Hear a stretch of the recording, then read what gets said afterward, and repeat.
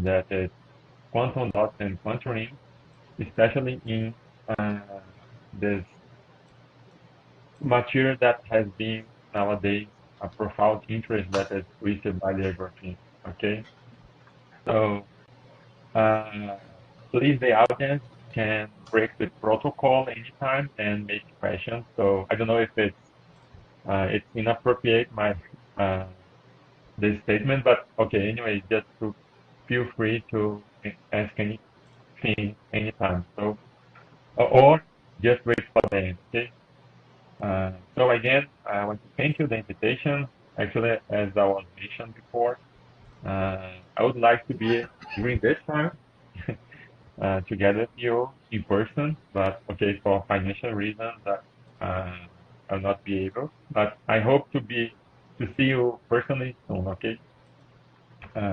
So just to mention the guys that helping to uh, perform this work, and also some related projects in Twisted by Graphene. So Nathanael is the PhD student uh, that's taking all the effort to get the results under my supervision and also supervision of Professor Andre Chaves. And yeah, and all the rest of the team is also collaborating in this project. Okay, just a little about our group here. It's a condensed matter theory group. So here's our site. Unfortunately, before to put this image here, I realized that the website is out. So I just checked this 2 days ago, and I took these pictures a couple of days ago. Uh, so, but I'll try to figure out this, okay? But just to say that if you need more information, you can email me or look in of the professor team of our group, or even in the website when it's online again, okay? And if you want to look more what I'm doing nowadays, please just Google, type my name and look my Google Scholar that probably it's more updated than my last. Okay. Uh, so before to uh, explore the results that I would like to show you today, I briefly want to give a couple of motivations. So the main motivation for this work, I mean, is the material itself. It goes uh, twisted by the system that has been trigger a lot of attention in the last, I'd say, 7 years, especially after the paper from Pablo Hero in 2018 that showed that twisted barrier graphene has those especially magic angles and uh, observed, I mean, by rotated one layer with respect to the other, uh, they get for one specific angle some superconductivity behavior. So it means that now, uh, beyond the different uh, chemical compounds, beyond the different layers that you can stack it as proposed in 2013 uh, for van der Waals materials, and beyond the effect of external fields like electric field, magnetic field, or else, or even strains or pressures. Now we have another degree of freedom that is related to rotation of the uh, adjacent layer. So, so I started with this guy, with the bilayer graphene. So it's composed for two graphene layers where you slide one layer with respect to the other. For and for us that do theory looks simple, but I cannot imagine how hard it should be done in experiment. Although I know even here in USC, uh, the uh, STM guys, they already can do this by glue one layer in the tip and the other layer is under substrate. So they have some kind of uh, they have some kind of uh, theta, the angle control engineer that they can know more or less how is the angle between the two layers, and they just put them close to each other. Okay, and by this you get this twisted bilayer graphene. So, and the nice thing about this guy is because when you rotate it one layer with respect to each other, you get this more important. Okay, as we go to show, when because of this more important, new phenomena go to show up in the electron, and also although it's out of the scope of this talk, but we know that it brings a lot of new physics just by rotating one layer with respect to each other. That is pretty much related to this more important. Okay, so just to cite a few of them, I just mentioned about the superconductivity. So was the boom of this twisted bilayer, although I have to emphasize that twisted bilayer graphene has been theoretically studied. I think it started in 2010 with one paper from Alan McDonald in 2009. I'm not 100% correct about the date, but it's Nuno Pérez and Alan McDonald in two separate papers has explored this, and also Mikito Koshino. So you can find the first three theoretical papers on that. That's from these three groups. So as I mentioned, in 2018, Pablo Ahiro's group figured out that for specific angles, like they call magic angles, they get some superconductivity. So they get some strongly correlated isolating matter phase. So it means that just by rotating one layer with respect to each other, you can get different phase of matter. Okay, so it's really nice, yeah, because people discuss superconductivity, and it's pretty hard to get this. So you can just go to your lab, any kind of lab that can control the twist angle. You can get some superconductivity phenomenon. So it's although I can cite other examples how from consequence of this rotation is Van Hoff singularity. Do it this the superconductivity it show up is related to some flat bands. There's no dispersive band that is. I mean, the physics behind that is not so easy. It's related to electron funnel interaction.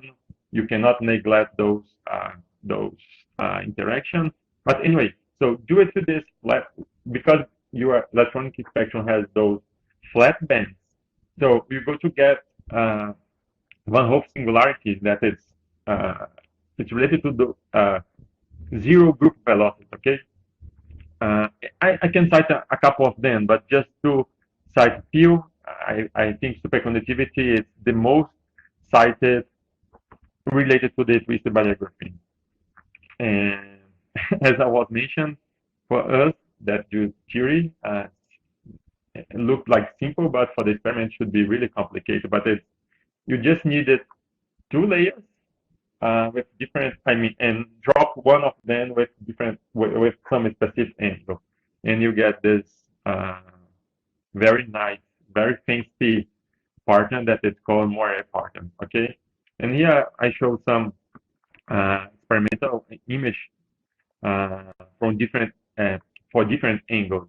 And one thing that I want to mention is that see that the last period is changing. So it means that this more apartment lots is, and consequently the number of atoms that you be in the super unit cell, it will directly depend on the rotate angle. Okay. I just mentioned about this flat bands. So I took from this paper here that I cited above. So close to the magic angle that is 1.08, we get this flat band that is here in blue. And as I mentioned from the Aharonov group, you get some superconductivity dots in this column at temperature and charge density. So it means that you have some region that is superconductor. So any other region that is metal. So you can cover different phase of matter, just change the angle.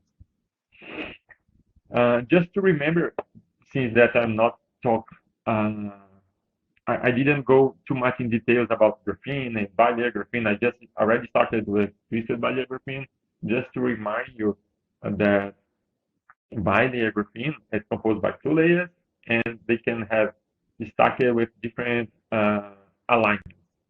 So the two most famous privileged studies was the AB, that is most common in nature, that it's one layer, it's rotated by 60 degrees with respect to each other, or you can be also, it is like half of the AACC carbon distance.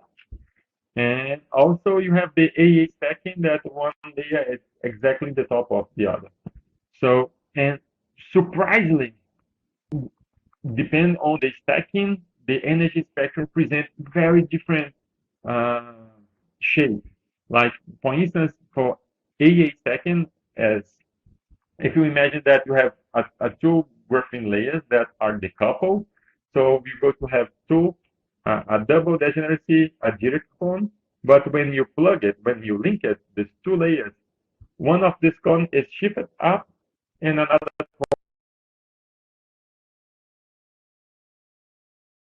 one is shifted down. So it's what you get here. One is this guy here, and another one is this another one, and another one minus T. But both, I mean, within this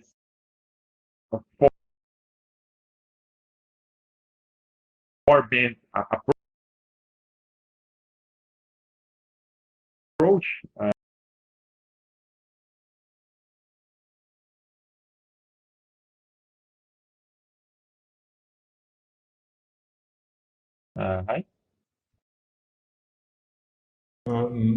Diego, the connection is not too good.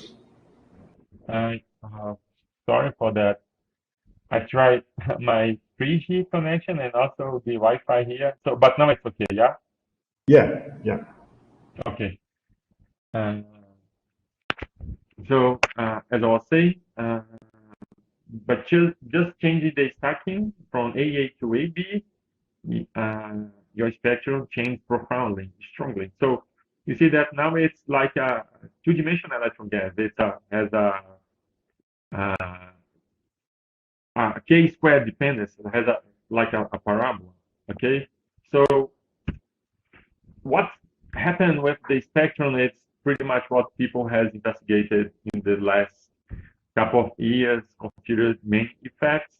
But call attention again, what has happened is by rotating the two layers and consider such kind of cut radius from the connection between the atoms from different layers, I mean the interlayer connection. So depending on the rotation angle, there is some situation that just few atoms are closed inside of this cut radius that you go to consider, in the sense that when it's like it show like here. So you can imagine like a two particle interaction. If you increase the distance between these two particles, what has happened? The interaction between them, I mean, the Hoping amplitude will be decreasing. So in this twisted bilayer graphene, we have different kind of stackings. Like here in this A panel, you see has a A stacking in yellow, in green you have AB, and in red you have BA. So the message that I want to pass up to now is that the spectrum changes a lot when you rotate the two layers. Okay, and just to give one example that was investigated not just for twisted bilayer graphene, but also for other materials like indium selenide. I took this paper here from 2022, and moreover, I want to point out here that electrons, they are really smart. They want to be localized in some specific path of your twisted bilayer system, and they prefer. I mean, the lowest energy states, they prefer to be localized in the AA spots, like it's shown here in this panel A. They are these dashed line circles.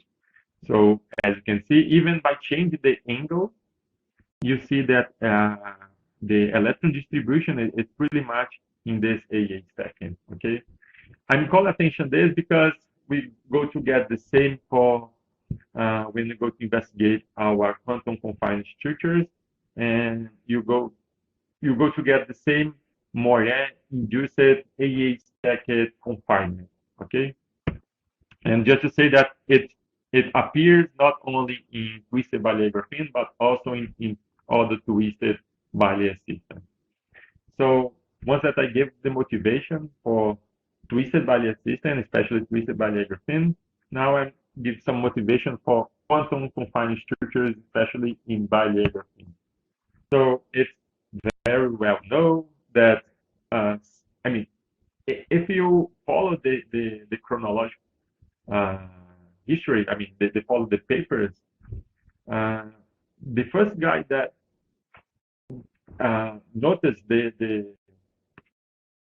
actually, the first one that investigated theoretically the effect of the edges was Brian Peck in the papers in 2006 for graphene nanoribbons, where they show that the type of the edges play an important role in the shape of the spectrum. Okay, so it means that the electronic properties will change depending on the edges, and consequently all other properties, like opticals, magnetic, all of them. So since the band structure changes, all the other properties also equal to change. So the same for quantum dots and quantum rings. It's the same stuff.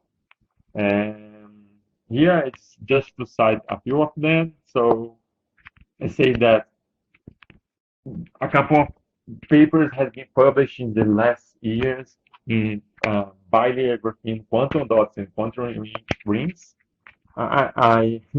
I'm citing myself here, just people know our project. So here are some projects that I developed during my PhD related to bilayer graphene quantum dot, but without twisted, without this degree of freedom by rotating the layers.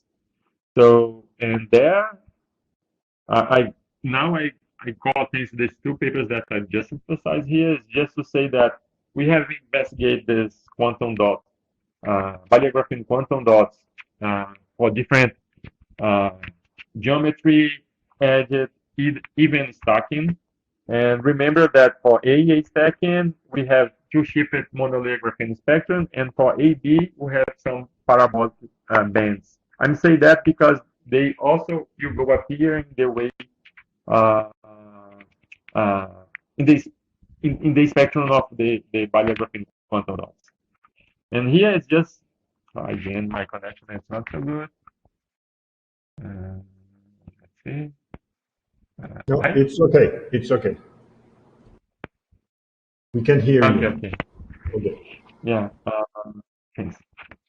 So here's just to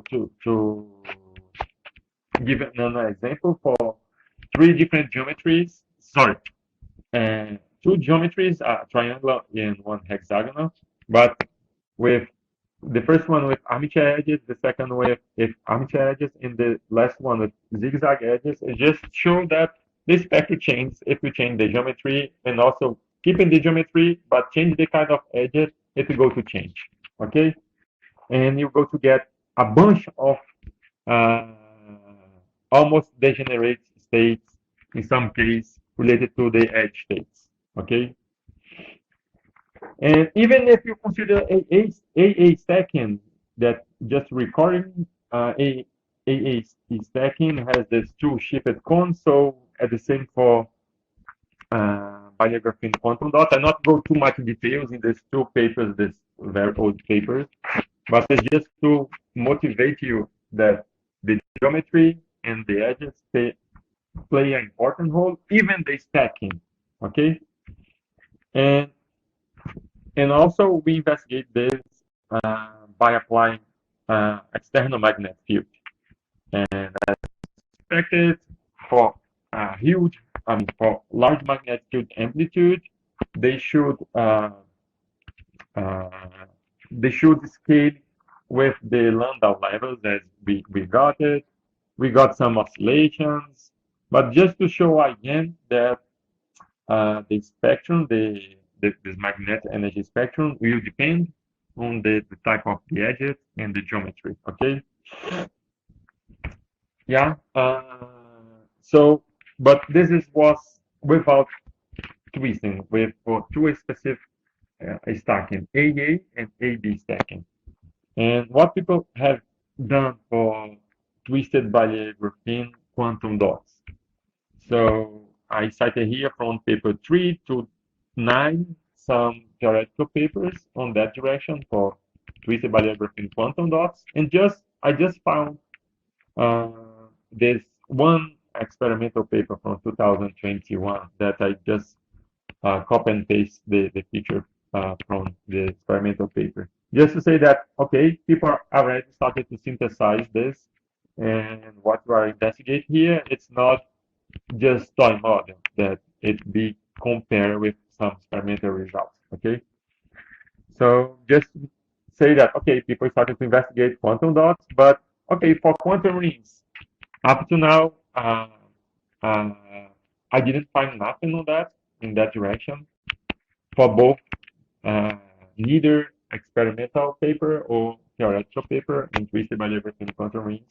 So since that you know that the uh, from the I'm going to show in a couple of slides further that I compare my quantum ring result with quantum dot result, but just to say that uh, I, the main point here is see the effect of the twist angle in the energy spectrum. I mean, in the electronic properties of the twisted bilayer graphene quantum rings, in the both in the absence, in the presence of magnetic field. Uh, Particularly, two questions I want to address during this talk. The first one is, in the absence of magnetic field, I want to cross-check how is the energy level, how does the energy level scale with the width of the ring and also with the average radius. This is one of the questions that I'll try to address. And the other one is, okay, if you apply external magnetic field, due to the moiré pattern that appear when you rotate one layer with respect to each other. So what be the interplay between the the fact that electrons want to stay in some particular stacking, and with the Aharonov bond that is expected for ring-like structure that people know from semiconductor systems, for quantum ring semiconductor systems. So how would be the interplay between this moiré pattern in the localization and also the Aharonov oscillation? So we're going to get some Aharonov oscillation in our spectrum, or it will be destroyed by the fact that electrons will not delocalize or localize it. So this is one of the questions that I try to address until the end of my time. So just a few comments about my model. So I use here type by modeling for that. So we are in a single orbital type by model. So uh, no electron-electron interaction, nothing from that it's taken account here, just a single part picture in a single orbital with a very basic cytobine model that is like that, where this CI DAGA and CI are my creating an oscillator operator. This N here is related to my position dependent mass pair. And why I'm using that? I'm using that because I want to avoid edge states. I want to see clearly the moiré partner effect on the uh, on the I mean, which are the effects on my electronic levels. So I don't want to, I want to somehow remove the edge states. So, and for that, I use this Stagger side dependent potential that has different signs from different layers and also for different sub-layers in the same layer. Okay, it's like a sketch here. Okay, so by doing that, I go to avoid edge states, but on the other hand, you're going to see in all my spectrum has some band gap. Okay, this factor here is the Hoping integral that will be position dependent. Yeah, and here, like I'm just following the steps from Mikito Kushino that use Slater course formalism that you can view it like projections uh, in the along the intra-layer connection and along the interlayer connection. So hoping this hoping parameter it would be something like that. It's pretty much a projection, and one of them it can be like a sigma bound, and another one with a p bound, and so you can develop a little these equations and get something like that, where this VPP pi and VPP sigma are given by this exponential dependent function that it's pretty much in accordance with this. Sorry for returning very fast. It's just I want to emphasize this picture here. So this exponential decay is in agreement with what we expect for two particle interaction and make the distance between them larger uh, or smaller. Okay, just to return same point. Okay, for both I have this VPP sigma and VPP pi. I have the same exponential, but the factors here are a little different. Right? This D naught is the interlayer distance. VPP sigma, I go to use 0.48. I mean, the details for that, if anyone is interested, we can discuss. I can open and show this Nikito Pochino paper, but I'm pretty much taking the same parameters as they present there. This ACC is the carbon-carbon distance. This VPP pi is related to the intra-layer hoping parameters, as I mentioned, yeah, just to return a little. So these two guys are related to the projection along the intralayer and interlayer directions. Okay, so it's why appear cosine and sine. And the last one is this decay length that it's associated with this decay rate. It's at the end of the day, it will be one parameter for me here. But most importantly, since that I don't want to waste a lot of time taking account hoping energy that has a very small values, we consider some cut off radius that obey this relation here. So if the distance between two atomic sites from different layers is less than 4 times the carbon-carbon distance, I neglect. Okay. Otherwise, I go to take for each atom in one particular layer, it will get all the connection for all the atoms in the other layer. More important, I have to mention that since that I treated quantum confined structures, so finite structures and not infinite structures, I don't need to just consider angles which my twisted bilayer graphene present a commensurate lattice. So I can choose any kind of twist angle because, okay, I'm treating a finite system, okay?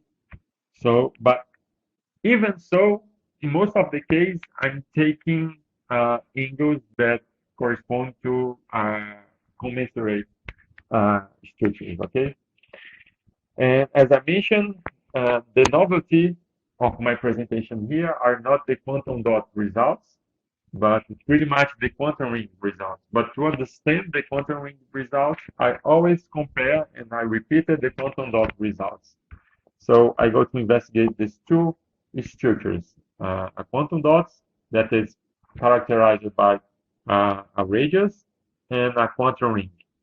Just to say that this green region here is the region where we take this mass potential.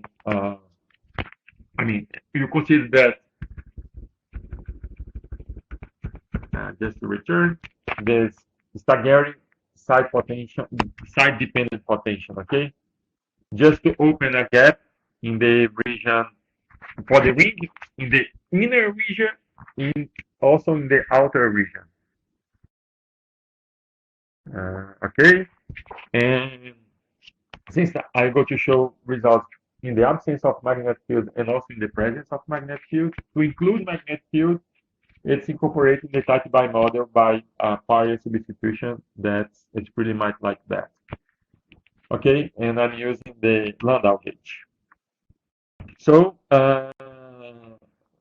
this was my theoretical model. Unfortunately, for this project, we didn't do nothing analytically. Although I have a couple of papers that treated this infinite mass boundary condition analytically and has a very good agreement with the type by results. But for this one, I just go to show you next just numerical results. Okay, so the first result that I want to show you is the energy as a function of this twist angle. I mean, all the results I'm going to show is for quantum rings. When I go to show someone for quantum dots, for twisted bilayer graphene quantum dots, I go to emphasize that. So this guy here is for quantum rings with three different widths, 3, 2, and 1 nanometer. But for all of them, I fixed the average radius as 4.81 nanometers. So maybe some of you in the audience are asking why he used 4.81. So I use that because two previous papers has used this value. So in order to decrease the amount of parameters that I want to check and also to validate my results, I go to focus in a couple of values. Okay. So one first thing that you can clearly see in the results, and all of them has a band gap. Yes, there is gap, and this pretty much due the kind of boundary condition that we use. That is this staggering side-dependent potential. So because of that, our spectrum has energy gap. Moreover, you can observe that for angles greater than 10 and less than 50, more or less, the energy levels seems like independent of the twist angle. And if you plot the structures for that, you go to see that the amount of links between the interlayer links, it's very few, so it behaves like two decoupled layers. Okay, as I point out here, for those two angles, it behaves like two decoupled layers. And you can see clearly if you plot the structures, count the number of hopings, the interlayer hopings, and the magnitude of those hopings involved. Other thing that I want to say, concerns these plots is you can see that clearly has some minimum for small angles and also for greater angles close to the 60 degree. That is exactly the AB stacking. Just to say that just remember that 0 degree is AA stacking and 60 degree is AB stacking. So close to AA stacking and close to AB stacking has some theta dependence, and also you get some minima. And this is like that because again, if you plot this structure, you go to see well-defined AA and AB stacked. And as I discussed before, even in the motivation part of this talk, that electrons want to the electrons prefer to be in the AA stacking. So if when you twist, it started to have some AA stacking, so electrons have some regions, so have some minimum in energy. So it's why the energy decrease and get some minimums. I'm going to discuss this in a few slides later. Okay. Just to confirm, just to cross-check my statement before, this paper from 2013 has investigated twisted bilayer graphene flakes, and also they discuss this similar result as the same as I just discussed with you, and count the number of bounds, the interlayer bounds, and see for lower angles, almost almost all the distance have some contribution, that interlayer contribution. For this plot, he just show AA, AB, and a small angle close to the magic angle. But if you do similar plot for that, for the count of interlayer distance for greater angles between 10 and 50, you go to see that just a few. Okay. And Mohammed and Francois, they did similar study. Actually, this study was motivated by this one, actually, be honest. And it's why we plot similar result as this one in figure 3. And for dots, they got the same, okay? And moreover, they also check what should be the dot radius. This is for dots, okay, all the results for dots. What should be the dot radius to get the minimum for those specific angles? And the minimum energy occurs for small angles when the dot radius increase, as I emphasize in the sentence below. And to understand better what is going on, and just to confirm my statement that electrons want to stay in AA stacking and more AA and AB paths show up when you increase the angle. Here I show some wave functions, and as you see, for AA stacking theta equal to 0, you just have, I mean, since that it's the ground state, the lowest energy state, so it's just one peak. It has the not-out behavior, just one peak for fold degenerate, 2 for the layers, and 2 for the value. If you increase the theta, your moiré length become smaller, and so it started to appear some AA and AB. But in this case, just the center region for the, because I mean, I have to emphasize this, that for the magic angle, this choose the choice for the radius 4.81 nanometers does not cover many AA paths.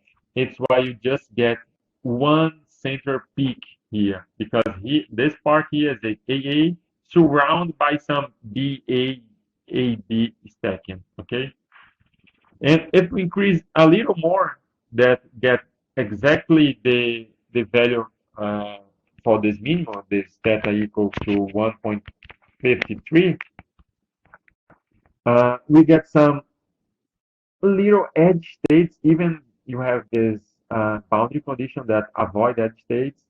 So due to this interplay between some small edge states, the inner uh, moiré partly induced a stacked confinement, so you get this minima. But what I want to call more attention is that if you increase more the angle, more AA stacking will be show up, and the electron will be more or less delocalized.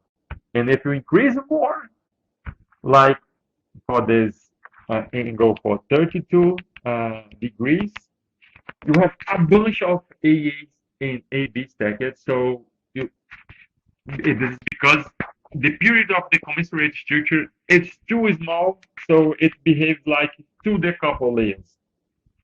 And it's why the shape of the low energy state is similar to the final A. And I was looking papers that has some similar results to that, and I found this paper from 2012 that investigate the localization per sublattice per sublayer, and they more or less give similar statement. So move on. I also present results for energy level as a function of the ring width. And interesting is that again I have to say that all the nice physics happen for the magic angle. That is, hello,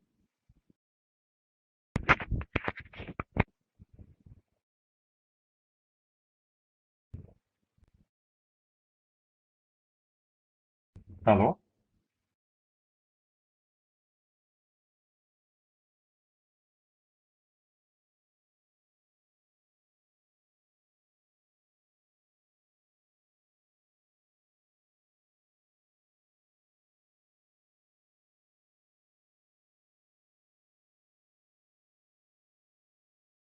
É,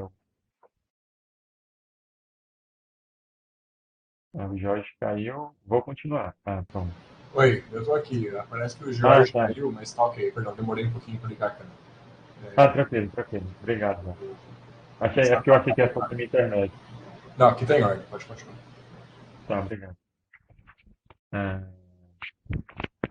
Yes. So most of the nice physics happen for the magic angle. So with this plot here, as was one of my questions that I want to be addressing this talk, is I want to check how is the slope of the energy as a function of the ring parameters like the width and the average radius. And we see that the slope for the ground state, for the lowest energy state, has a different power law depending on the theta. Actually, I put one here for final A, C, and D, but I mean, we can get better fits, but it's close to one, okay? Very, very close to one. But for the magical one angle, you cannot fit it with one. I also have to say that for those that are familiar with quantum confinement structures and know that AB stacking has a parabolic band, so maybe we expected a power of 2 here in the energy as a function of the width, 1 under W square, because the energy spectrum is K square, yeah?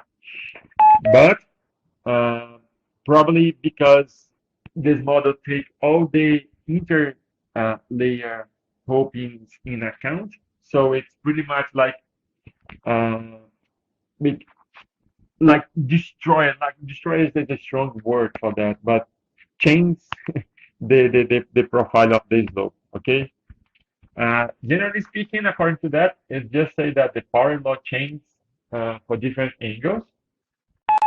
And for the magic angle, you have a path decay that is maybe related to the fact that the magic angle, you have this flat band, and so it's why also the quantum confinement structure, a spectrum, the spectrum for quantum confined structures somehow wants to be similar to the infinite one. One of the most nice results for this project, in my point of view, is this one. I have to say that no magnetic field is applied here. Diego, sorry. Someone wants to ask a question. Eric Morel.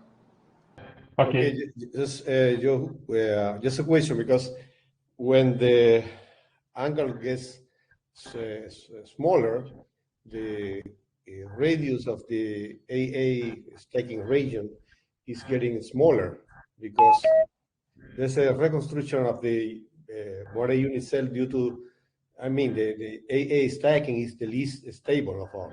So when you are closer to 1 degree, the AA region, instead of getting larger, they're getting smaller, because the AB region is getting bigger. Are you taking that into account or not? Because you need to relax the unit cell to obtain the real radius of the, using amps or whatever other program you would like. Yeah, thanks, Eric, for the comment and question. I got your point. So, because for, like, as you said, for 1.08 degrees, the length decrease. So it means that I need a very huge dot radius to cover more AA spots. So it's why later on here for this part with magnetic field, I go to show results for this magic angle for small dot and rings radius, average radius, and also big values, just to show that the physics does not be strongly affect for that. I go to show that it's the guy that has the most important role here is the gamma tree that I go to show in the few slides later. That is the diagonal hoping that break the rotational symmetry and have some C3 partner. So this is the guy that's most important. Maybe it's be confused what I mentioned right now, but I hope to be clear in the next slides, okay?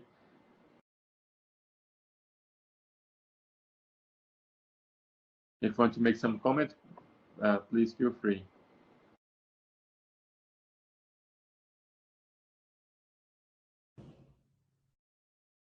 No, that's okay. That's okay. No problem.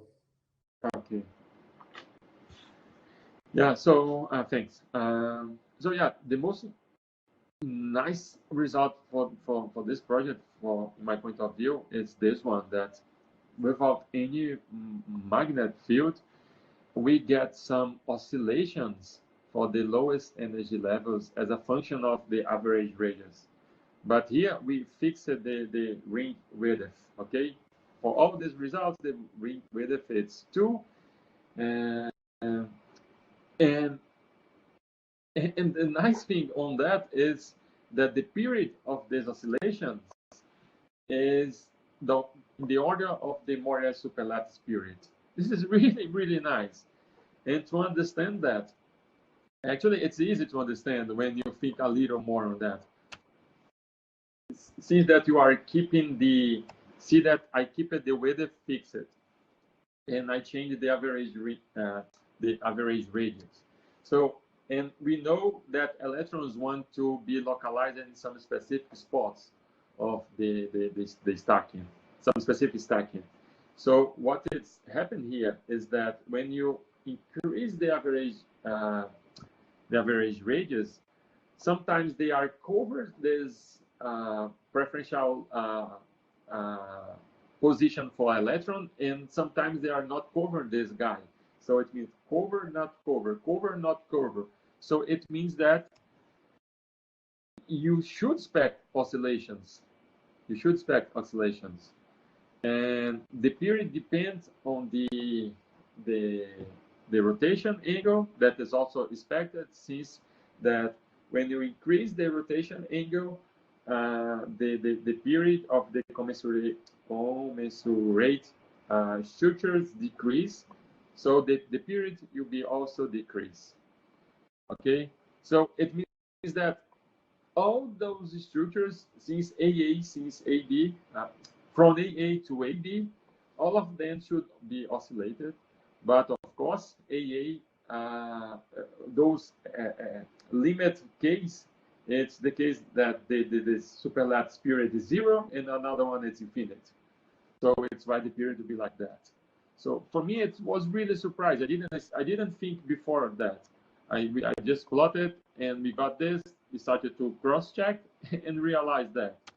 And we went to analyze the wave function for those guys and see that electrons, in fact, want to stay in some preferential region. But I have to say that in contrast to the previous result that electrons want to stay in the AA stacking, here they want to be, it seems to want to be in the BA or AB stacking. And for instance, if you follow the lowest energy state and marked by 1, 2, and 3, you see that this has this C3 symmetry, and in the cross point it has a mix of state 1 and 3 that is also expected. But anyway, this lowest energy state has this threefold symmetry. And if you take the first excited state, they also want to be localized around this AB or BA stacking. And if you see each of these BA spots as a quantum well, and now that you are analyzing the first excited state, so you're going to have two peaks. It's like you have, I don't know if you see my mouse. Yes, you can see it. It's like you have two peaks inside this quantum well. Okay, and we did this for the magical angle and also for the angle equal to 5.09. And again, we got this threefold symmetry. Okay, it has a couple of states that are not discussed in detail right now. I see that my time is run fast, and okay. And just to link with previous Rabelo results, I emphasize this part experimental, part theoretical paper that also was involved. That they made. It was the first time that they visualize it. How is the bilayer graphene quantum states? And although even me and some professors in the group, or many people that I know, has disregard the skilled hopings when they do their analytical calculations or even entitled by calculations. In this paper here, to be more fast on that, to say directly the point. So in this paper, we show that we just get this C3 symmetry for the wave functions when you take in account the gamma tree, the skewed hoping, the skewed interlayer hoping. And just to fastly point that this first plot, when you don't have gamma tree and also electric field, you have a parabola for the, because I mean here this result is for AB stacking, okay, Bernal stacking. When you turn on the electric field, we open a gap. We already know that. Without the electric field, but consider gamma tree, you have this three minor cones. But this, even the band structure has this threefold symmetry. If you see our iso energy, when you take these two guys different than 0, and we did for different energy, and also, I mean, if you want to, I can send you this paper for you guys. And in the supplementary material, we went in details to prove that you need to take into account gamma tree to get the C3 symmetry observed in the experiment. It's just to say that, okay, I will jump that part. It's just to say that what we get before that is different from the previous result, that electrons want to be in the localization.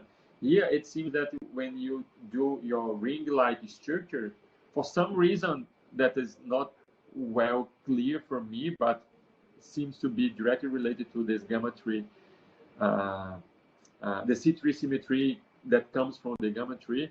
So there is some point that it's a little different from quantum dots. But okay, move on because of my time.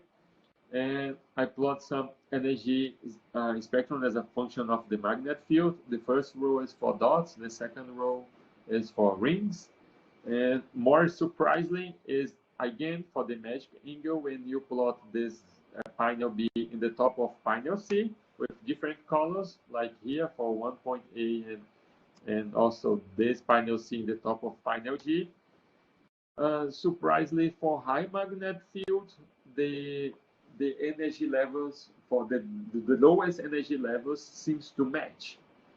And we went in details to that.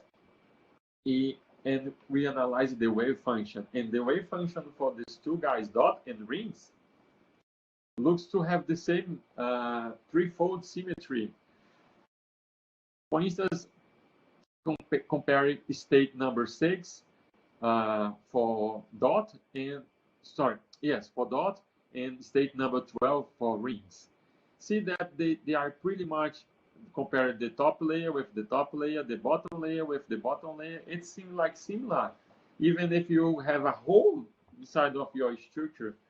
I mean, it doesn't matter if you have a hole or not. The C3 symmetry seems to be stronger. I mean, it's more, how to say, the gamma tree effect should be more stronger than the moiré pattern itself. So we also did for this is the part that goes directly with Eric's question. That okay, we did it for a small dot, 4.81. We get the same conclusion for that. For dot and rings, the wave function has the same kind of symmetry. But okay, maybe it's the fact that the size of the dot is not enough because it does not cover many AA and AB paths. So we increase this a lot. We increase this for 7.73. And the results get better. Dot and rings, I agree, for lowest energy state, very perfect. And that was surprising for me. So the point is, can I say that those oscillations here are Aharonov oscillations, or they are pretty much due to the fact that when you take all the hopings, all the inter-day hopings in account, especially gamma tree, you break the inversion symmetry. I mean, sorry, you break this rotational symmetry, and because of that, the shape of the wave function has this C3, this threefold symmetry, and because of that, your wave function is delocalized. So I mean, this discussion concerned with its Aharonov bond or it's just a gamma tree effect is still in discussion here, because I have one opinion. I discussed this with Andre. Andre has another, a close opinion to mine, because I plot a bunch of this wave function. But anyway, so just to my last slide is this one. So in order to prove that it should be a gamma tree effect, I try to remove all the connections except the one that is really close to the perpendicular hoping. And I'm showing here the spectrums in pinel C. And pinel G is taking account all of them. And if you look the wave function for states 1, 2, 3, and 4, you go to see that the column map here was not so good, but it seems that for me it's more because see that has 6 point here is C6, So for me, it's more related to this the gamma tree than Aharonov Bohm itself, like the rings in semiconductors. So just to conclude my talk, to take home message, I show you that without any dots, that in the absence of magnetic field, we see the power law or the energy levels has different tendencies for different rotation angles. That surprisingly, these energy levels, the lowest energy levels oscillate with the average radius for a fixed width of the ring. Yeah, I'm talking about the third point. It's talking about the preferential location of the wave function that looks to be this threefold symmetry. And in the presence of magnetic fields, concerning the Aharonov Bohm oscillation is still in final discussion on that, but all the rest that should scaling with the Landau levels for high magnetic field, all of that it's well established. Okay. With that, I want to thank you again for the invitation. I want to thank you here, UFC, the Physics department, and all the founding agents. And I hope to visit you in person very soon. And thanks again. Sorry for the time. No, that's fine, Diego. Very, very nice talk. So thank you very much. And it's open to questions. I have a couple of questions, but does anyone want to maybe Gerson? Yeah, go ahead. Yeah, I was waiting to see if somebody else from the audience had a question, but I have a couple. So first of all, thanks for the very nice talk. We had some problems with the connection in the beginning, so maybe I missed some important details. So if I ask something that you already said, it's because I missed it during the talk. Okay, sorry. No worries. Okay, so I'm interested in topological aspects. As you know, my research focus on topological invariants and edge states and so on. So the first question is that you don't have a spin orbit here, if I get it correctly.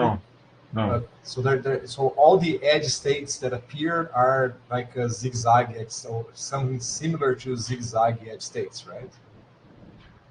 Yeah, see that the type of the boundary condition that we assume here is that avoid that state, in fact, because it's like you are, okay, let's go to that one. Sorry. It's like in this region here, you are open again here. Yeah. But okay, this is incorporating the model with different values for the on-site energy. But I just want to say that this type of boundary condition does not impose that the wave functions go to zero in the edge in this interface without mass potential with mass potential region. I don't know if I make myself clear. Yes, it's okay. I mean, you open a gap, but I mean, I don't know if you see my mouse, like here, this kind of boundary condition does not impose that the wave function, like here, you be zero. No, it does not impose that. No, sure, no, I understand that, but your answer reminded me there's this paper that I'm trying to remember the author. I think it's Ivar Martin, where he talks about topological states in bilayer graphene. So maybe you have topological bilayer states that are due to these boundary conditions. Okay, I don't know. Okay, if you can send me later, I don't remember on that. Yeah, I have it here. I just have to remember the first. I think it is Ivar Martin, but I'll check. I'm wondering about this because you were showing this behavior of the gap as a function of W, showing that the power law goes with 1.4.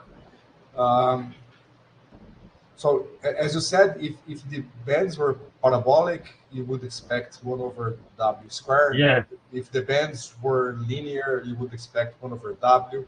But exactly. if the bands are hyperbolic, you expect something in between. And hyperbolic bands appear typically when you have a gap on a Dirac spectrum. So maybe you have something topological with a gap here. I didn't see. This is very interesting, but I didn't see. I didn't notice that. I mean, I didn't think on that before. Yeah, so because the hyperbolic bands is something in between linear and parabolic. So it's 1.4 is right there in between. So maybe it's hyperbolic.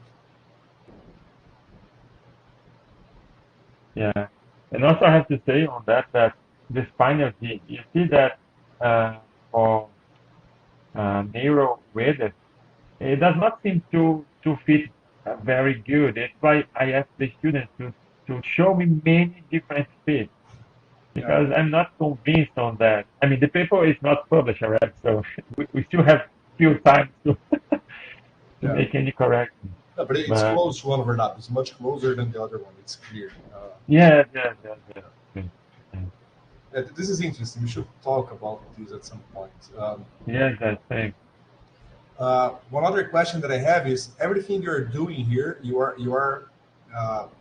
diagonalizing the Hamiltonian the Yes, hard way, full diagonalization, every eigenvalue, do you have access to all the wave functions as well? No, we use some kind of like eigen function that I ask the number of eigenstate and eigenvalue. I see. Like for instance, for that you see that maybe 600 is okay. Okay. Okay. Because Okay. for small angels the number of atomic sizes is huge Yeah, I know. in the supercell. But again, yeah, it's a finite system. I don't need to. I mean, I take angles that even that I know that are not commensurate. It's uncommensurate structure. It leads to uncommensurate structure. But I have this freedom because it's a finite system. Okay. I have more questions, but I'll leave to the others just to finish. I'm interested in this kind of calculation. My student Brian is listening here to the talk, and we are studying similar things on a Haldane model, so with spin orbit coupling. You didn't do anything with spin orbit yet, right? As far as I No. Okay, so let's talk later. I'm interested about topological transitions as you change the angle, but then you need spin orbit to see something that would be interesting. Okay, Yeah. thanks, Jerry. It's very nice. Actually, I mean, this is not going to YouTube, yeah? We can wait. You can put on YouTube after you submit the paper. No, no. It's just okay. Later on, I say a couple of things to you Okay. because I know who is doing some similar with spin-off copy. So okay, we can talk later. okay, Thanks. okay, welcome. Thanks. So, any other questions? Anyone? Let me see. No, I have a couple. I was unfortunately doing some bureaucracy while you guys were discussing. I got a phone call that I had to answer, so I missed the discussion about the delta. But I was going. Maybe you answered what I was going to ask. What is the experimental justification for you to introduce this delta?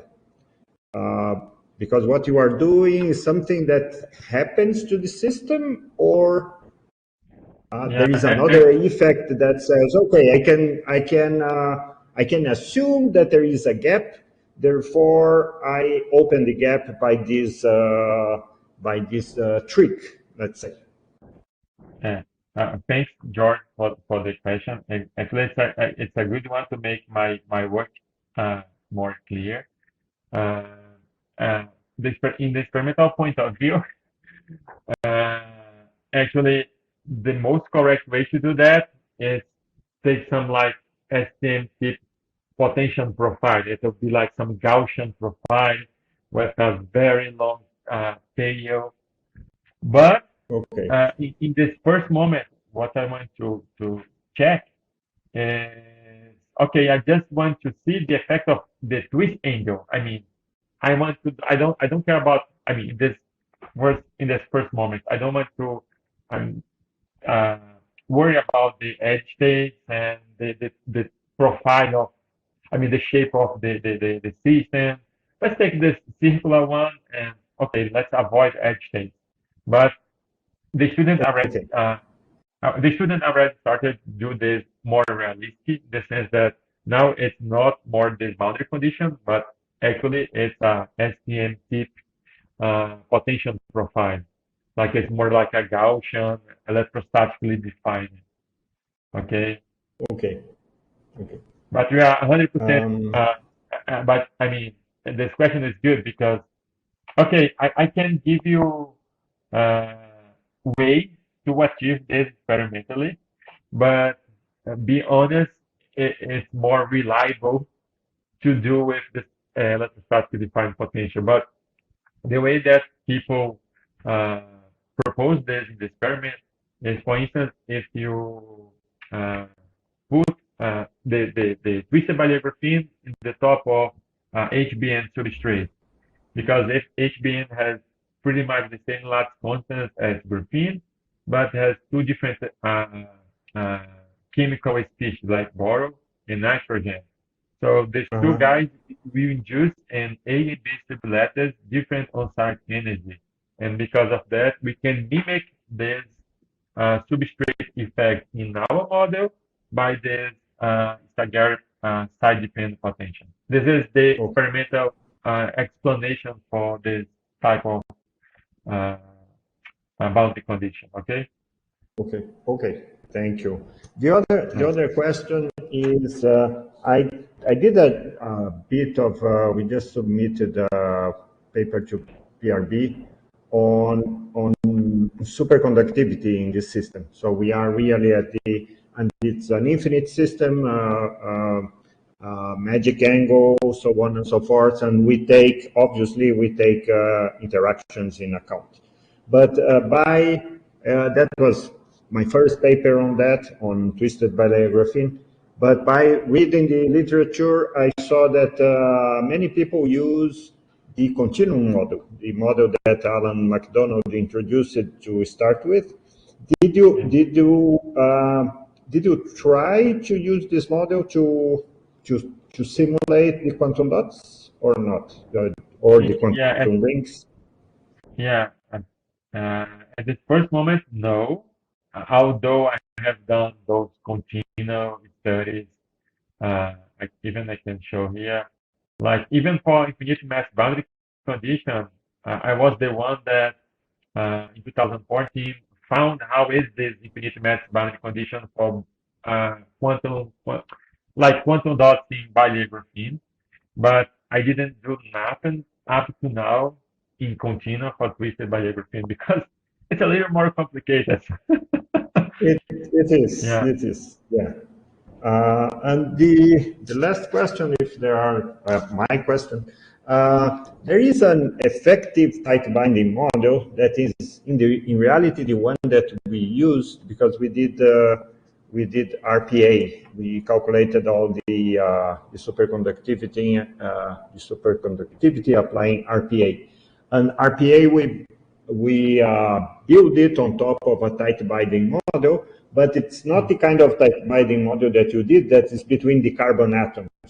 It's a tight binding model where the sides are the AA and the AB regions. I got it.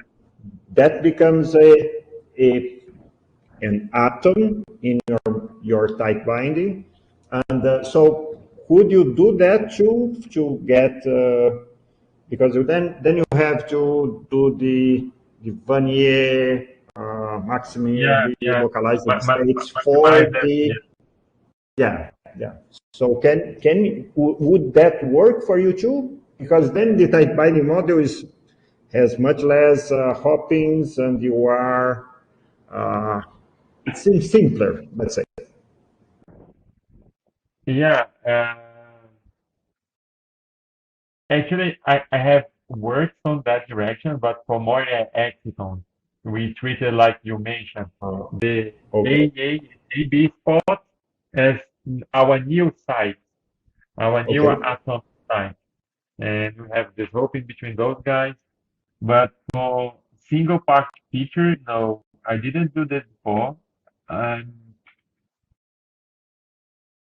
yeah, for sure, we will go to miss the localization, the precise localization, because what at the end of the day, you just say that, okay, electrons, you'll be more in the A or AB, not, I mean, and the guys that will be between them, the, this model, you capture that? They are frozen basically. They are But frozen. anyway,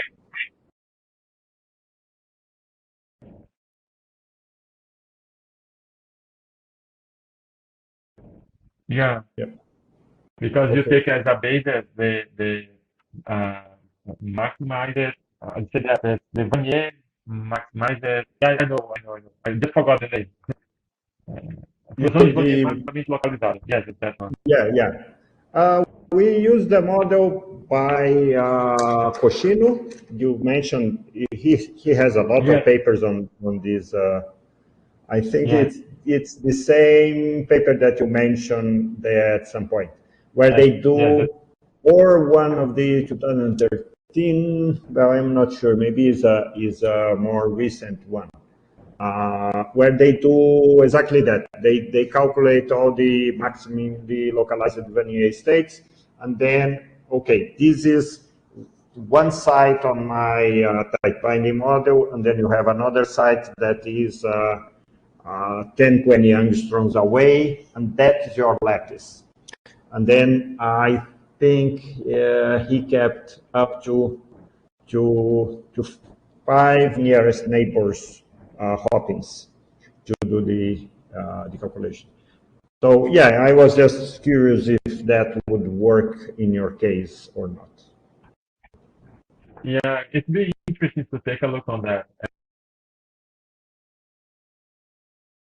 Uh, do the touch by for the spot, the same as I'm doing for excitons. The one effective touch by model for more excitons. But here is it for single part one and create the dot. Yeah, it's nice. I'll take a look on that. And yeah. Okay.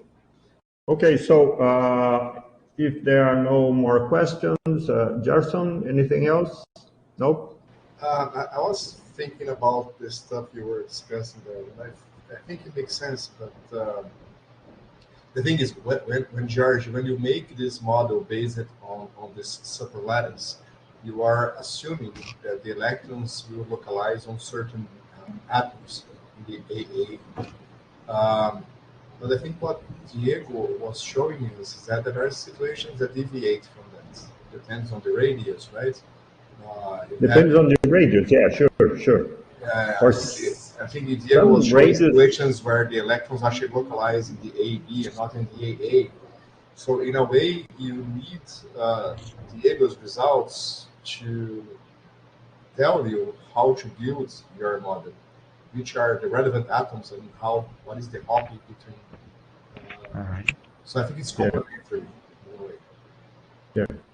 So for certain rings and certain configurations that Diego was showing, the model focusing only on the AA lattices would break because Yeah. the electrons are not only there. Yeah. Mhm, Yeah. mhm. You'll No, be like, it's sorry, I missed most of the discussion because of the connection, but the main message was, I think there was the last sentence. So yes, I agree with you. It would be like a dot made of just one side. yeah, exactly. Yeah. That would be Yeah. So interesting. Diego, what I was telling George is that in your results, depending on the radius, depending on the many configurations you have there, the electrons are not always localized only in the AA site. So this assumption that you can build a superlattice model focusing only on the AA site is based on bulk calculations. But you were showing that in certain situations, they localize in AB or BA lattices, and George's model wouldn't account for that. So the finite size effects and the magnetic field effects and so on can break the suppositions that led to this model George is using. So it's quite delicate. So it's complementary. One, George needs your input to build his model and move on. That's how I see it. I see. Okay. Okay, so if there are no more questions, we should thank the speaker again. Thank you very much, Diego, and we look forward very much to seeing you here in Uberlândia or when you can come. Me too. So Okay. thanks again, Professor Jordan, Professor Jackson, and also Edson, and all the audience that stay with us up to now. Thanks. Okay. Okay, thank you. So we're gonna wait until George finishes the recording.